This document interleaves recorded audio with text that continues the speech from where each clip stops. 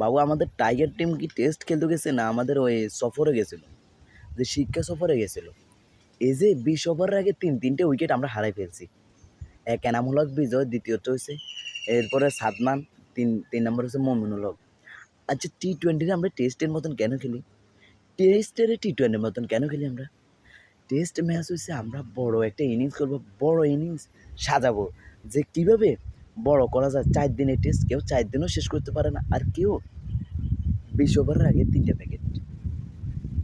একজনে 50 বল খেলে 14 রান, এটাই হচ্ছে টেস্ট, ঠিক আছে। কিন্তু আউট কেন হইলি?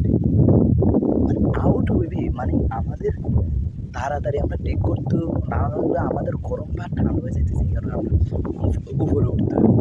এই এনামূলক বিজয় 7টা টেস্টের মধ্যে 12টা ইনিংস খেলে 12টা ইনিংসের মধ্যে তার কোনো না দেখা না 100-এর দেখা লগে 139 রান তার অ্যাভারেজ 12 করিয়েছে। একটা প্লেয়ারের ওপেনিং ব্যাটসম্যানের এই অবস্থা।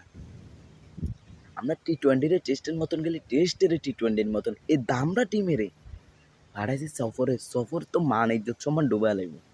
20 ওভারের আগে 3টে প্যাকেট, এটা কি টেস্ট? এটা কি টেস্ট বলে? মানে সারাদিনও মানুষের 2 উইকেট যায় না।